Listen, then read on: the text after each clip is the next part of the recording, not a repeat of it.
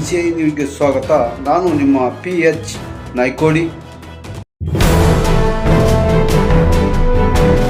ಮುರುಕನಹಳ್ಳಿ ಗ್ರಾಮ ಪಂಚಾಯಿತಿ ಸದಸ್ಯರಿಗೆ ಹೃದಯಸ್ಪರ್ಶಿ ಬೀಳ್ಕೊಡುಗೆ. ಗ್ರಾಮೀಣ ಪ್ರದೇಶದ ಜನರಿಗೆ ಶುದ್ಧ ಕುಡಿಯುವ ನೀರು ಹಾಗೂ ಸ್ವಚ್ಛತೆ ಕಲ್ಪಿಸಿಕೊಡುವುದು ಗ್ರಾಮ ಪಂಚಾಯಿತಿಗಳ ಆದ್ಯ ಕರ್ತವ್ಯವಾಗಿದೆ.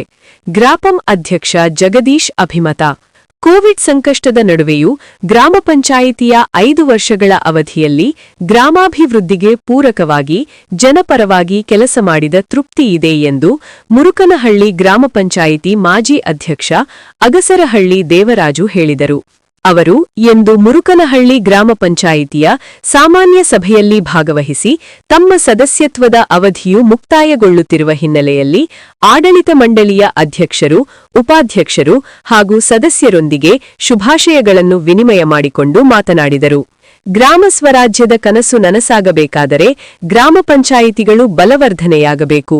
ಆದರೆ ನಮ್ಮ ಸರ್ಕಾರ ಹಾಗೂ ಜನಪ್ರತಿನಿಧಿಗಳ ಇಚ್ಛಾಶಕ್ತಿಯ ಕೊರತೆಯಿಂದಾಗಿ ಕಾಲಕಾಲಕ್ಕೆ ಗ್ರಾಮ ಪಂಚಾಯಿತಿಗಳಿಗೆ ಅನುದಾನ ಬಿಡುಗಡೆಯಾಗದೆ ಅಭಿವೃದ್ಧಿ ಕೆಲಸ ಕಾರ್ಯಗಳಿಗೆ ತೀವ್ರ ಹಿನ್ನಡೆಯಾಗಿದೆ.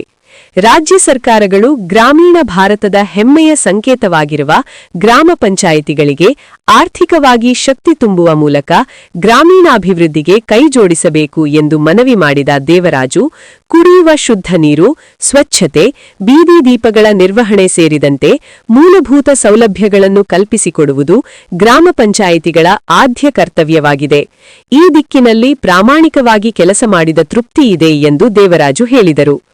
ಮುರುಕನಹಳ್ಳಿ ಗ್ರಾಮ ಪಂಚಾಯಿತಿ ಅಧ್ಯಕ್ಷ ಜಗದೀಶ್, ಉಪಾಧ್ಯಕ್ಷೆ ಹಿರಳಹಳ್ಳಿ ನಂದಿನಿ, ಪೂರ್ಣಿಮಾ ಹೆಮ್ಮನಹಳ್ಳಿ, ಲಲಿತಾ, ಶಿವಸಾಗರ್, ಹಿರಳಹಳ್ಳಿ ಶೇಖರ್, ಕುಮಾರಸ್ವಾಮಿ, BS ಪುಷ್ಪಾ, HT ಜಗದೀಶ್, ರುಕ್ಮಿಣಿ, ರತ್ನಮ್ಮ, ಕವಿತಾ, ಲೀಲಾವತಿ, ಧನಂಜಯ, ಪುನೀತ್ ಕುಮಾರ್ ಹಾಗೂ ಶೋಭಾ ಸಭೆಯಲ್ಲಿ ಮಾತನಾಡಿದರು. ಗ್ರಾಮ ಪಂಚಾಯಿತಿ ಅಭಿವೃದ್ಧಿ ಅಧಿಕಾರಿ HS ರವಿಕುಮಾರ್ ಸಾಮಾನ್ಯ ಸಭೆಯಲ್ಲಿ ಭಾಗವಹಿಸಿದ ಎಲ್ಲ ಸದಸ್ಯರನ್ನು ಸ್ವಾಗತಿಸಿ ಅಧ್ಯಕ್ಷ, ಉಪಾಧ್ಯಕ್ಷರು ಹಾಗೂ ಸದಸ್ಯರನ್ನು ಹೃದಯಸ್ಪರ್ಶಿಯಾಗಿ ಸನ್ಮಾನಿಸಿ ಗೌರವಿಸಿ ಬೀಳ್ಕೊಟ್ಟರು.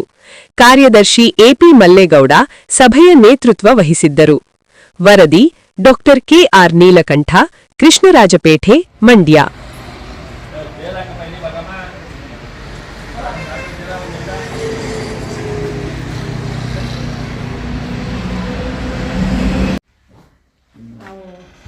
ಅಧ್ಯಕ್ಷರಾಗಿ ಕಾರ್ಯನಿರ್ವಹಿಸಿದ್ದೀವಿ, ಸದಸ್ಯರಾಗೂ ಸಹ ಇದ್ದೀವಿ. ಕಾರ್ಯನಿರ್ವಹಿಸಿ ಹೆಚ್ಚಾಗಿ ಮಹಿಳೆಯರಿಗೆ ಸೌಲಭ್ಯ ಬದುಕು ಕೊಟ್ಕೊಡ್ಬೇಕು ಅನ್ನೋ ನಿಟ್ಟಿನಲ್ಲಿ ಟೈಲರಿಂಗ್ ತರಬೇತಿಯನ್ನು ನಮ್ಮ ಪಂಚಾಯಿತಿಯಲ್ಲಿ ಎಲ್ಲ ಸದಸ್ಯರ ಸಹಕಾರದಿಂದ, ಎಲ್ಲ PDO ಕಾರ್ಯದರ್ಶಿ ಅವರ ಸಹಕಾರದಿಂದ ನಮ್ಮ ಮಹಿಳೆಯರಿಗೆ ಮಾಡಿಕೊಟ್ಟಿದ್ದೀವಿ.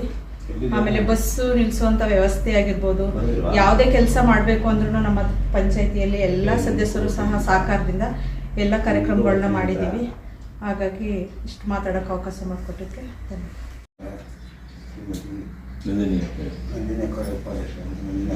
ಹಾಗೂ ಕುಮಾರನವರೇ, ಶೇಖರನವರೇ, ಜಗನ್ನವರೇ, ಕವಿತಾಕವರೇ, ರತ್ನಾಕವರೇ, ಶೋಭಕರೇ ಮತ್ತು ಪೂರ್ಣಿಮಾ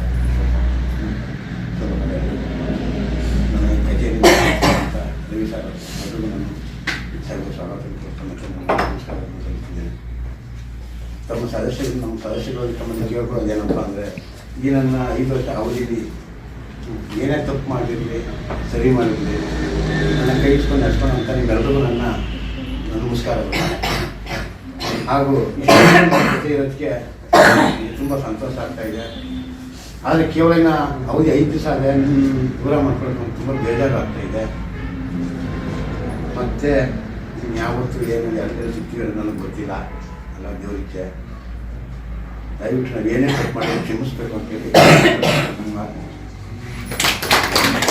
ಎಲ್ಲ ನಮ್ಮ ಸದಸ್ಯಗಳು ಹೆಲ್ಪ್ ಮಾಡಿ ನನ್ನ ಅಧ್ಯಕ್ಷರು ಮಾಡಿದ್ರು.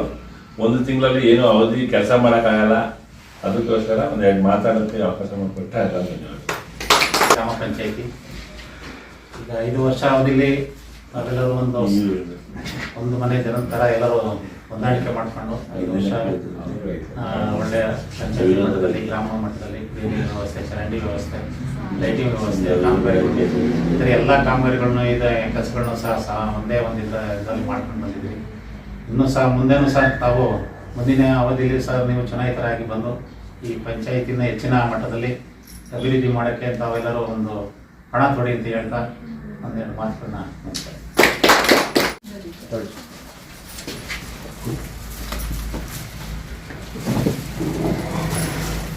ಆಮೇಲೆ ಕೊಡ್ಬೇಕು ಫೋಟೋ.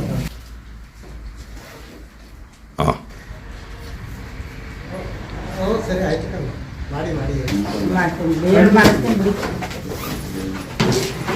ಫೋಟೋ ಕೊಡಿ. ಅಲ್ಲೇ ಬಾ. ಹೋಗಿ ಹಾಕ್ಬಿಡಿ ಬರ್ತೇನೆ.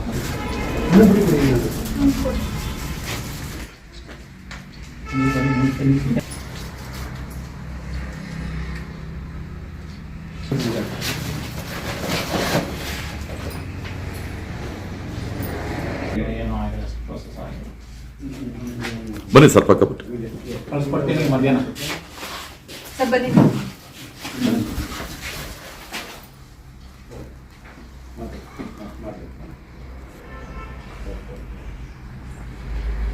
ಮಾಡಿ ಇಲ್ಲಿ ನೋಡಿ.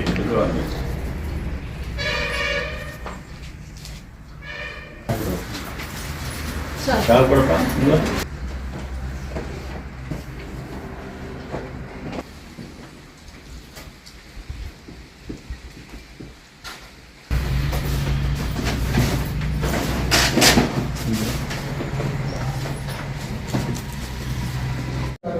ಹಾಗೆ ಮುಂದಕ್ಕೆ ಎಲ್ಲ ಮತ್ತು ಪೂರ್ಣಿಮಾ ಮೇಡಮ್ ಮಾಜಿ ಅಧ್ಯಕ್ಷರು, ಸ್ವಲ್ಪ ಪುಷ್ಪಾ ಮೇಡಮ್ ಅವರು. ಅಂದರೆ ನಿಮ್ಮ 5 ವರ್ಷದ ಅಧಿಕಾರ ಅವಧಿ ಇವತ್ತಿಗೆ ಸೋಮವಾರಕ್ಕೆ ಮುಗಿತಾ ಇದೆ. ಸನ್ಮಾನವನ್ನು ಏರ್ಪಡಿಸ್ಕೊಂಡಿದ್ದೀವಿ ಪಂಚಾಯತಿಯಿಂದ. ಈ ಒಂದು 5 ವರ್ಷದ ಅವಧಿಯಲ್ಲಿ ತಮ್ಮ ಅನುಭವಗಳನ್ನ ಹಂಚ್ಕೋಬೇಕಾಗಿತ್ತು ನಮ್ಮಲ್ಲಿ. ಯಾವ್ದು ಮಾತಾಡಿ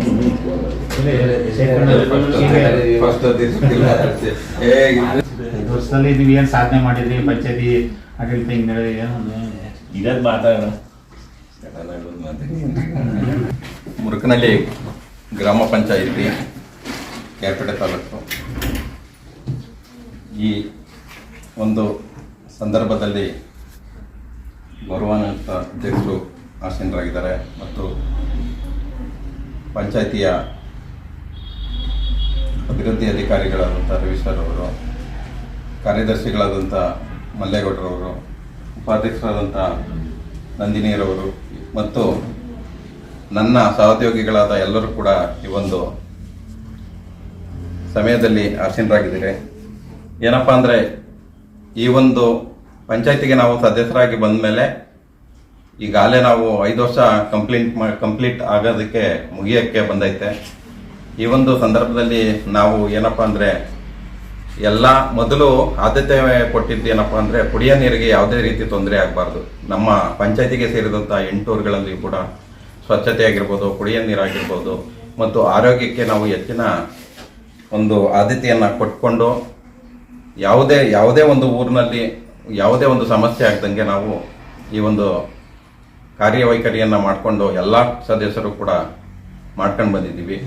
ಮತ್ತು ಅದೇ ರೀತಿ ಈ ಒಂದು ನಮಗೆ ಏನಪ್ಪ ಸವಾಲಾಗಿದ್ದು ಅಂದರೆ ನಮ್ಮ ಅವಧಿನಲ್ಲಿ ಕೋವಿಡ್ ಅನ್ನಕ್ಕಂಥದ್ದು, ಮಹಾಮಾರಿ ಅನ್ನಕ್ಕಂಥದ್ದೊಂದು ನಮಗೆ ಸವಾಲಾಗಿ ಬಂತು.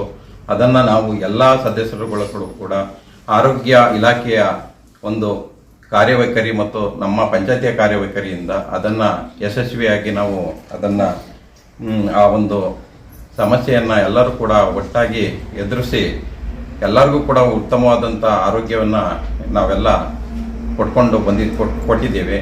ಮತ್ತು ಯಾವುದೇ ರೀತಿ ಈಗ ನಮ್ಮ ಎಲ್ಲ ಈ ಒಂದು ಕಾರ್ಯವೈಖರಿಗೆ ನಮ್ಮ ಈ ಆಡಳಿತ ಸಿಬ್ಬಂದಿಗಳು ಮತ್ತು ನಮ್ಮ ವಾಟರ್ಮೆನ್ ಎಲ್ಲರೂ ಕೂಡ ಈ ಒಂದು ಕಾರ್ಯವೈಖರಿಗೆ ಎಲ್ಲರೂ ಕೂಡ ಕೈ ಜೋಡಿಸಿ ಉತ್ತಮವಾದ ರೀತಿಯಲ್ಲಿ ಒಂದು ವ್ಯವಸ್ಥಿತವಾಗಿ ಕಾರ್ಯವನ್ನು ಮಾಡಿ ಮತ್ತು ನಾವು ಸಮರ್ಪಕವಾಗಿ ಬಂದಂಥ ಯಾವುದೇ ಒಂದು ಹಣಕಾಸಾಗಿರ್ಬೋದು, ಮನೆಗಳಾಗಿರ್ಬೋದು, ಎಲ್ಲ ಇದನ್ನು ಕೂಡ 8 ಕೂಡ ಸಮಾನಾಗಿ ಹಂಚಿಕೆ ಮಾಡಿ ಎಲ್ಲ ಮನೆಗಳು ಕೂಡ ಯಾವುದೇ ಒಂದು ಬಸವ ಯೋಜನೆ ಆಗಿರ್ಬೋದು, PMI ಯೋಜನೆ ಆಗಿರ್ಬೋದು, ಅಂಬೇಡ್ಕರ್ ವಸತಿ ನಿಗಮ ಆಗಿರ್ಬೋದು, ಇದರಿಂದ ಬಂದಂಥ ಮನೆಗಳನ್ನು ಅರ್ಹರಿಗೆ ನಾವು ಆ ಒಂದು ಮನೆಗಳನ್ನು ತಲುಪಿಸಿದ್ದೀವಿ ಅಂತ ನಾವು ಈ ಒಂದು ಸಂದರ್ಭದಲ್ಲಿ ಹೆಮ್ಮೆಯಿಂದ ನಾವು ಹೇಳ್ಕೊಳ್ಳೋಕ್ಕೆ ಇಚ್ಛೆ ಪಡ್ತೀವಿ.